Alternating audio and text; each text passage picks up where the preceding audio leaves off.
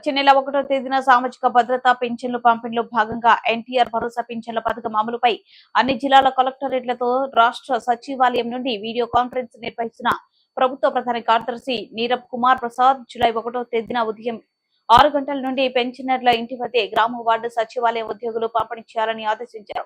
అదే రోజు పెన్షన్ల పంపిణీని పూర్తి చేయాలన్నారు. ఒక్కొక్క ఉద్యోగి 50 గృహాల చొప్పున కేటాయించడం జరిగిందన్నారు.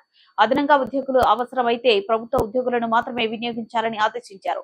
మొత్తం 4 రకాల కేటగిరీల పెన్షన్దారులలో 11 సబ్ కేటగిరీలకు చెందిన పెన్షన్దారులకు మొత్తం 7,000 అంటే జూలై మాసానికి సంబంధించి 4,000 మరియు ఏప్రిల్, మే, జూన్ 3 నెలలకు సంబంధించి నెలకు 1,000 రూపాయల చొప్పున ఏరియస్ మొత్తం 3,000 పంపిణీ చేయాలని మరియు మిగిలిన కేటగిరీలకు ప్రస్తుతం ప్రభుత్వం పెంచిన విధంగానే నగదును పంపిణీ చేయాలని ఆదేశించారు.